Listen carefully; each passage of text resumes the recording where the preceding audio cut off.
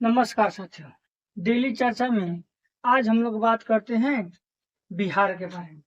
तो बिहार भारत का एक ऐसा राज्य है जिसके कर्म और कारनामे से हर जगह इसकी पहचान है। भारत के अलावा विदेशों में ही बिहार का एक ऐसा कर्म रहा है और कारनामे रहा है जो अपने आप में काफी फेमस है। तो आज बिहार के बारे में थोड़ा सा हम लोग जानते हैं। बिहार की प्रकृति और प्रभुता से संपन्न राज्य है। यह भारत के उत्तर दिशा में उत्तरी राज्य है, जहां इसकी खूबसूरती यह है कि हिमालय के नजदीक होने के कारण, नेपाल के हिमालय के नजदीक होने के कारण यहाँ की हवाएं ठंडी ठंडी रहती है और उसके पानी से भी काफी बिहार हरा भरा रहता है। और यह प्रकृति यहाँ ये भी है संपन्नता कि यहाँ पुराने जमाने में पहले विश्व का सबसे बड़ा विद्यालय का केंद्र, शिक्षा का केंद्र नालंदा, विक्रमशिला और तक्षशिला, जो दो बिहार में है, नालंदा विश्वविद्यालय और विक्रमशिला। तक्षशिला तो यहाँ नहीं है। यहाँ देश विदेश के लोग यहाँ पढ़ने के लिए आते थे और यहाँ ज्ञान और मोक्ष की धरती गया भी है।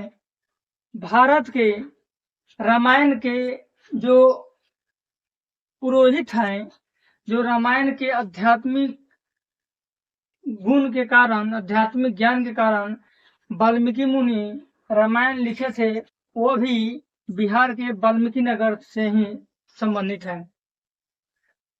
जो माझी हैं, जिन्होंने पहाड़ तोड़कर एक बिहार के लिए पूरे भारत में नया इतिहास कायम किए। और यहाँ आईएएस और आईपीएस का भी पूरे देश में अव्वल स्थान रहता है।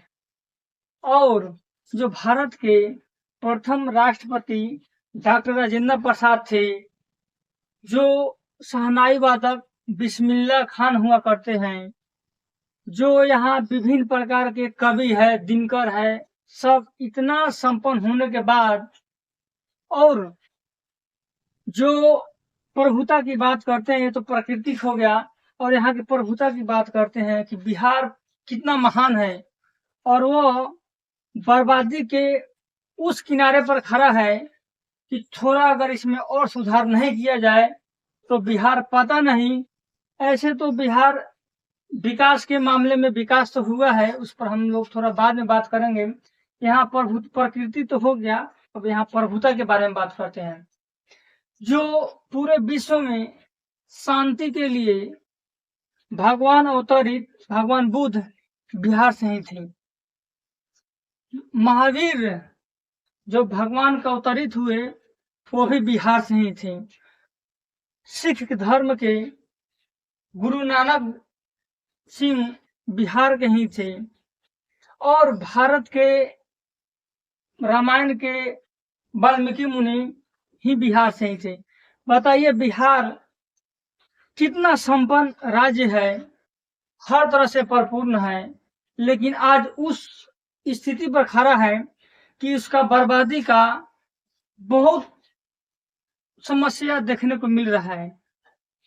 और देश राज्य में जाइएगा, वहां का विकास देख लीजिए और विकास बिहार का विकास देख लीजिए, दोनों में काफी अंतर है, बहुत दिल आसमान का अंतर है। एक फिल्म आया था उड़ता पंजाब, हम फिल्म के बारे में तो नहीं कहेंगे, लेकिन उसका नाम देखिए, फिल्म का नाम था उड़ता पंजाब।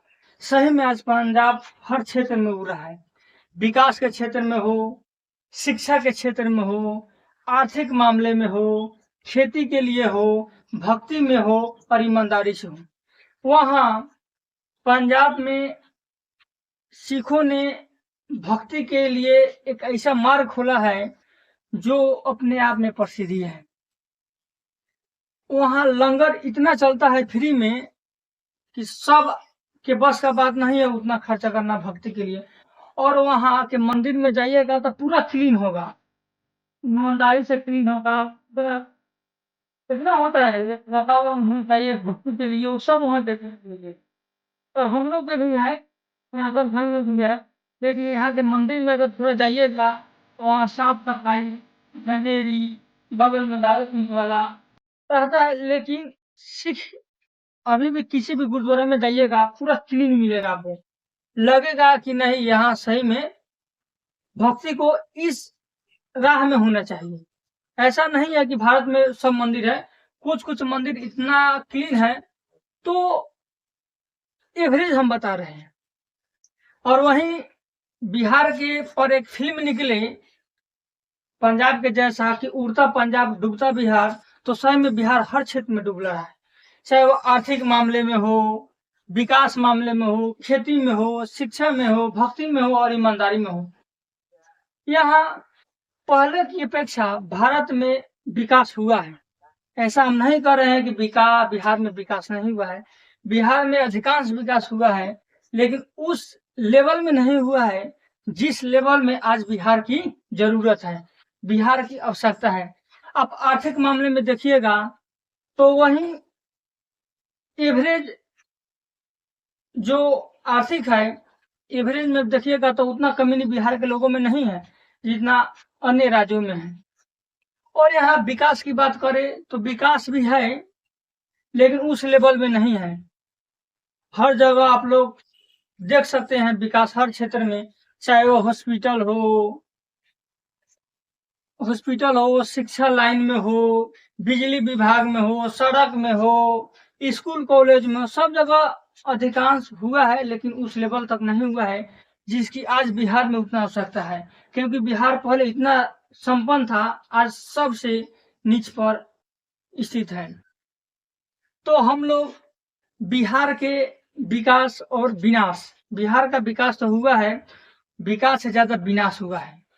जनसंख्या है, सबसे ज्यादा मामले में जनसंख्या है, और यहाँ पिछड़ेपन के कारण यह है, जनसंख्या सबसे ज्यादा कारण है, शिक्षा है और नेता की जाति है। यहाँ तो कहा जाता है, कई मीडिया में कहा गया है कि बिहार में वोट और बेटी अपने ही जात को दिया जाता है।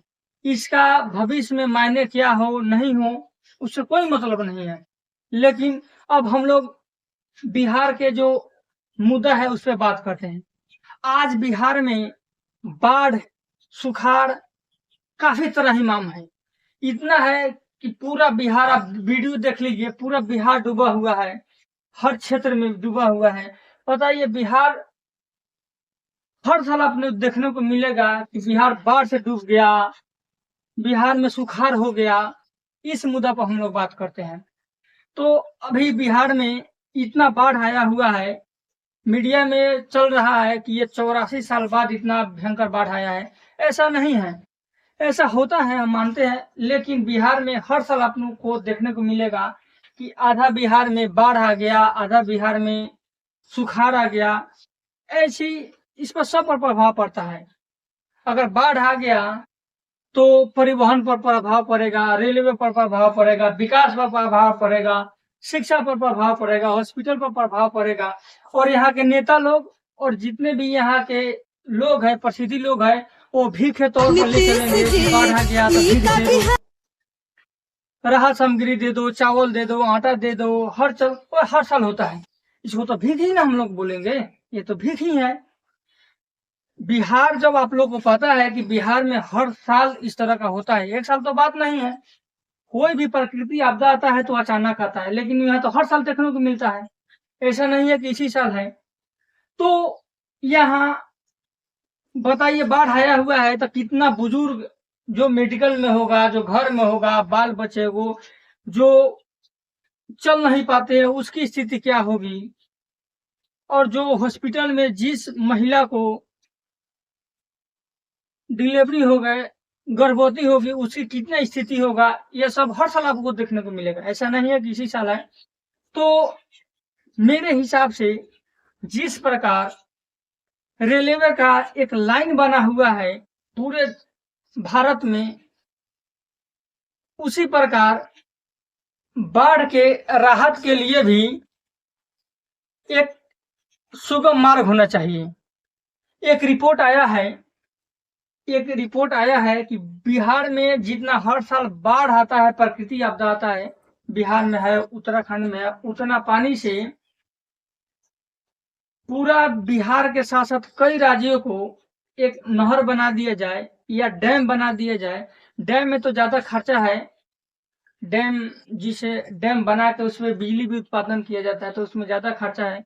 लेकिन सबसे आसान रास्ता है कि एक नहर से पूरे राज्य को जोड़ दिया जाए भारत के, ताकि अपने अपने आवश्यकता अनुसार मछली पालन के लिए, फैक्ट्री के लिए या खेती के लिए पानी का उपयोग किया जाए। इसलिए कि भारत में आप लोग देखते हैं कि भारत का अधिकांश राज्य प्रकृति के द्वारा तो समय पर वर्षा होता नहीं है, तो सब आदमी हैंड पंप से, इलेक्ट्रिक द्वारा हैंड पंप से खेती की जाती है। तो अगर उस पानी को अगर सेव किया जाए तो भारत के कई ऐसे राज्य हैं जो समय समय पर खेती कर लेंगे, मछली पालन होगा, फैक्ट्री में जाएगा। भारत का एक पड़ोसी देश है इजराइल, इतना आगे है कि वो समुद्र के पानी पीने के लिए बना रहा है, क्या कि वैज्ञानिक हर क्षेत्र में विकास कर रहे हैं।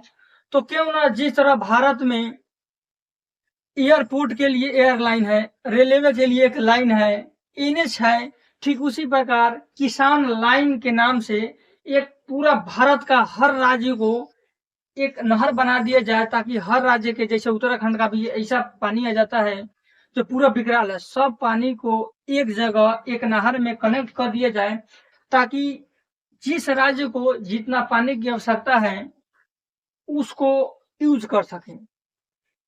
तो मेरा कहने का मतलब यह है कि जिस बाढ़ से आज बिहार बर्बाद हो रहा है हर साल बाढ़ सुखाड़ से, तो उसको एक समाधान है कि अगर डैम बनाने में, अगर ज्यादा डैम बनाने में बहुत ज्यादा प्रोजेक्ट है जो बिहार के पास इतना पैसा है नहीं, तो क्यों ना मशीन आ गया है, बुलडोजर आ गया है, जेसीबी आ गया है, सबसे एक रास्ता निकाल कर, जिस तरह 2NH होता है, डबल लाइन होता है, वहां एक नहर बना दिया जाए और उसको सब भारत के सब राज्य से जोड़ दिया जाए और वहां एक पानी इकट्ठा किया जाए कि जिस तरह बाढ़ में एक समय सुखाड़ा जाता है उसका यूज किया जाए। और पानी, भारत तो कृषि प्रधान राज्य है, जो आजकल प्रकृति का सही से बारिश न होने के कारण सब आदमी नीचे के पानी से, हैंडपंप से